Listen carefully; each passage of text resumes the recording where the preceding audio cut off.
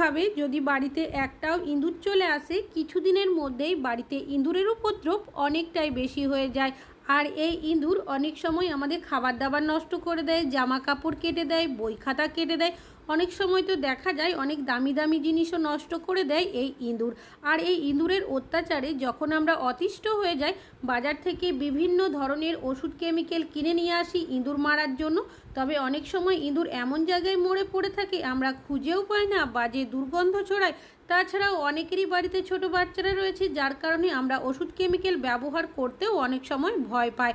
তবে আপনারা কোনো রকমের ওষুধ কেমিক্যাল ব্যবহার ছাড়া ইঁদুর না মেরেই খুব সহজেই বাড়ি থেকে তাড়িয়ে দিতে পারেন।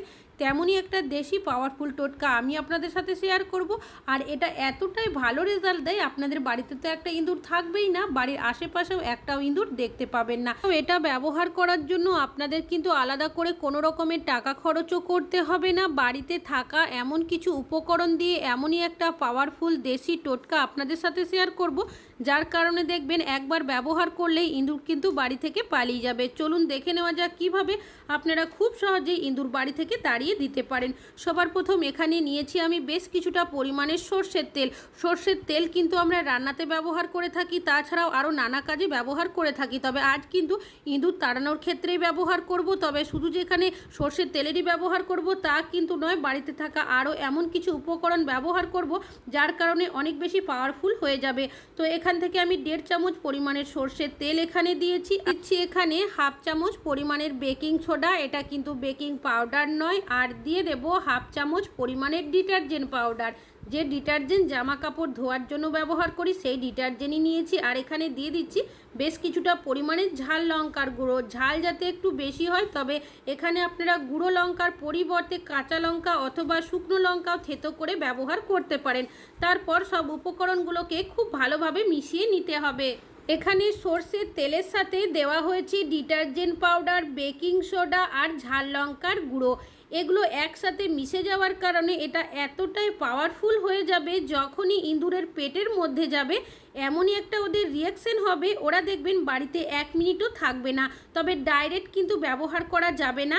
এটা ব্যবহার করার জন্য আরও একটা উপকরণ দিতে হবে। এখানে নিয়েছি রসুন, বড় সাইজের 2 কোয়া রসুন নিয়েছি। রসুনটাকে আমি গ্রেট করে এর মধ্যে দিয়ে দিচ্ছি। এরপর গ্রেট করে রসুনটাকেও এর মধ্যে খুব ভালোভাবে মিশিয়ে নিতে হবে। তবে এই মিশ্রণটা কিন্তু ডাইরেক্ট এইভাবে ব্যবহার করা যাবে না। আমরা যদি এইভাবেই ডাইরেক্ট মিশ্রণটা দিয়ে দিই, এখান থেকে একটা স্ট্রং গন্ধ বেরোবে, যার কারণে ইঁদুর কিন্তু কোনোভাবেই এটা খেতে আকৃষ্ট হয়। তার জন্য আমাদের একটা কাজ করতে হবে। এখানে নিয়েছি একটা কন্টেনার, আর নিয়েছি এখানে খারাপ হয়ে যাওয়া আটা। আপনারা এখানে আটা, ময়দা, চালের গুঁড়ো, বেসন যে কোনো কিছু ব্যবহার করতে পারেন, কেন কি এই ধরনের জিনিস ইঁদুর খেতে খুবই পছন্দ করে। আর নিয়েছি এখানে একটা খারাপ হয়ে যাওয়া বিস্কুট, সেটাকে হাত দিয়ে এইভাবে যতটা সম্ভব গুঁড়ো করে দিয়ে দিচ্ছি কিছুটা পরিমাণের জল। জলটা দিয়ে এটাকে ভালোভাবে মিশিয়ে নিতে হবে। তবে এখানে কিন্তু একেবারে অনেকটাই জলের ব্যবহার করবেন না, সামান্য পরিমাণের জল দিয়ে মাখিয়ে নেবেন, পরে প্রয়োজন হলে জলের ব্যবহার করতে পারেন। তো দেখতেই পাচ্ছেন এটা কিন্তু আমার খুব ভালোভাবে মাখিয়ে নেওয়া হয়ে গেছে। আর এটা কিন্তু একটা শক্ত ডো তৈরি হবে। এখান থেকে বেশ কিছুটা ছোট ছোট এভাবে করে বলের মতো আমি বানিয়ে নিয়েছি। এবার এই বলগুলো হাত দিয়ে একটু এভাবে গোল করে আমি পাতলা করে চ্যাপটা করে নেব। এইভাবে করে আপনারা কাজটি করবেন, কেন কি এই আটার যে বলের লেয়ারটা হবে সেটা কিন্তু একদমই পাতলা হবে। কেন কি কিছুটা খাওয়ার পর যখন ভেতরের মিশ্রণটা ইঁদুরের মুখের মধ্যে পড়বে, ওদের অতিরিক্ত ঝাল লাগবে। তাছাড়াও ডিটারজেন্ট পাউডার, বেকিং সোডা, তেলের ব্যবহার করার কারণে ওদের এমনই একটা রিয়াকশন হয়ে যাবে পেটের মধ্যে, ওরা দেখবেন বাড়িতে 1 মিনিটও থাকবে না। মিশ্রণটা আমি বানিয়ে রেখেছিলাম, সেই মিশ্রণটায় কিছুটা করে আমি এর মধ্যে এভাবে করে দিয়ে দিচ্ছি। তবে অতিরিক্ত মিশ্রণ এখানে ব্যবহার করবেন না, কেন কি অতিরিক্ত যদি মিশ্রণটা দেওয়া হয় সাইড থেকে বেরিয়ে যাবে। এবার সবগুলোই আমি এইভাবে মুড়িয়ে দিচ্ছি। একটু ভালোভাবে মুড়িয়ে দেবেন যাতে করে ভেতরের মিশ্রণটা বাইরে না থাকে। যদি বাইরের মিশ্রণটা প্রথমে ইঁদুরের মুখের মধ্যে পড়ে যায় তাহলে কিন্তু ওরা এগুলো খাবে না। তো এটা কিন্তু ভালোভাবে কাজটি করতে হবে। তো দেখতেই পাচ্ছেন সবগুলোই কিন্তু আমি ভালো করে এইভাবে মুড়িয়ে বলের মতো বানিয়ে নিচ্ছি। এবার এগুলো আপনারা যেখানে ব্যবহার করবেন, ব্যবহার করার আগে আরও একটা কাজ করবেন। তো আমি এখানে দিয়ে দিচ্ছি বেশ কিছুটা পরিমাণের চাল, যাতে করে ইঁদুর আরও বেশি খেতে আকৃষ্ট হয়। কেন কি এই ধরনের জিনিস দেখবেন ইঁদুর খেতে খুবই আকৃষ্ট হয়ে থাকে। তার মধ্যে বেশ কিছুটা পরিমাণের জল আমি দিয়ে দেব, তারপর ভালো করে এটাকে আবারও আমি মিশিয়ে নেব। এবার এই মিশ্রণটা আমি কন্টেনারের মধ্যে ঢেলে রাখবো। তো এগুলো আপনারা কোথায় কিভাবে ব্যবহার করতে পারেন চলুন দেখে নেওয়া যাক। ফ্রিজ থাকে, আলমারি থাকে, খাট থাকে, সোফা থাকে, অনেক সময় তার সাইড হয়ে রাত্রেবেলা ইঁদুর ঘোরাঘুরি করতে দেখা যায়। অনেক সময় দেখা যায় ফ্রিজের হোক কি ওয়াশিং মেশিনের যদি তার থাকে সেগুলোও কিন্তু মুখে দিয়ে কেটে দেয়। তাছাড়াও বিভিন্ন ধরনের জিনিস কিন্তু ইঁদুর নষ্ট করে দেয়।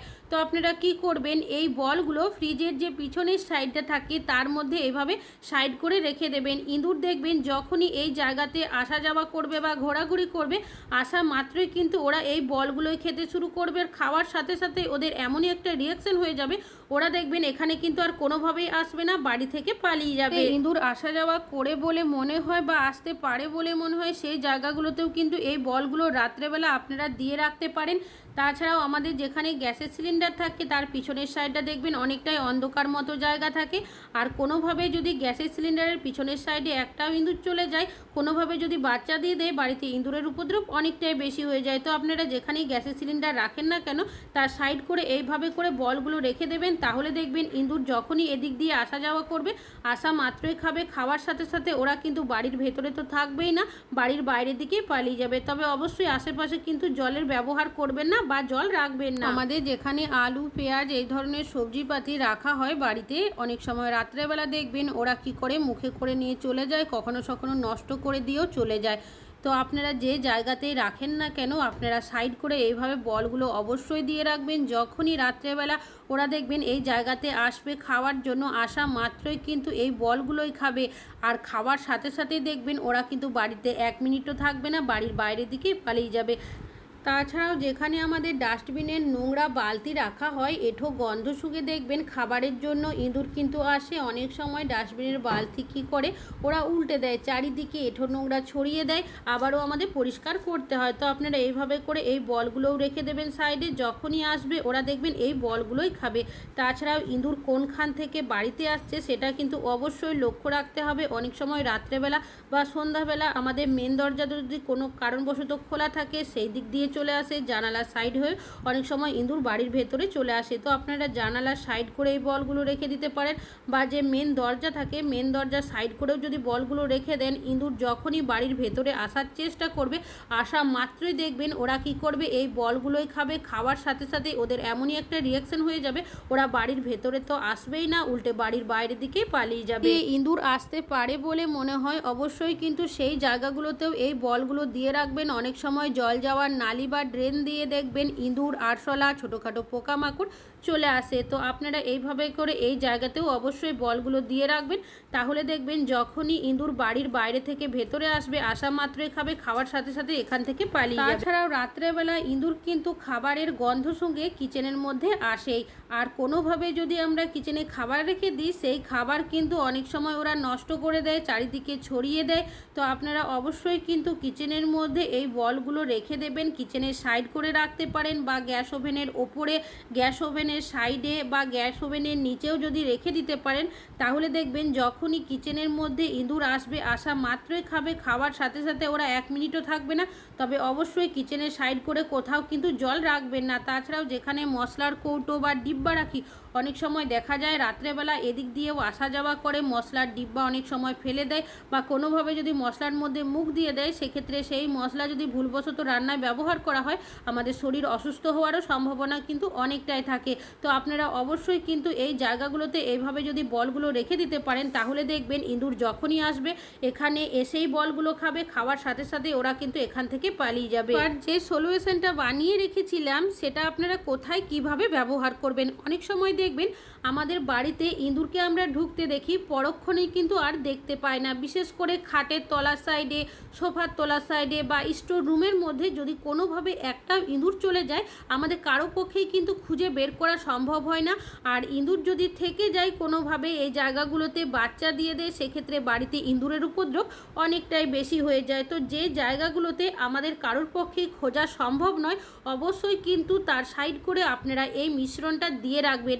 এখান থেকে এমনই একটা স্ট্রং গন্ধ বেরোয়, এই গন্ধ মানুষ সহ্য করে নিলেও ইঁদুর বা পোকামাকড় কোনোভাবেই কিন্তু সহ্য করতে পারে না। তো যখনই আপনারা দিয়ে রাখবেন কিছুক্ষণের মধ্যেই দেখবেন ইঁদুর যেখানেই থাকুক না কেন বাড়ির বাইরে পালিয়ে যেতে বাধ্য হবে। তাছাড়াও এই সলিউশনটা এতটাই পাওয়ারফুল, এটা আপনারা আর কোথায় ব্যবহার করতে পারেন চলুন দেখে নেওয়া যাক। অনেক সময় জলের নালি বা ড্রেন দিয়েও ইঁদুর বাড়ির ভেতরে চলে আসে। এই জায়গাগুলোতেও আপনারা যদি কিছুটা সলিউশন দিয়ে রাখতে পারেন এর গন্ধের কারণে ইঁদুর কিন্তু বাড়ির ভেতরে কোনোভাবেই আসবে না। আশা করছি ইঁদুর তাড়ানোর আপনাদের টিপসটা কাজে আসবে। ভালো লাগলে লাইক করবেন। আজকে এখানেই শেষ করছি।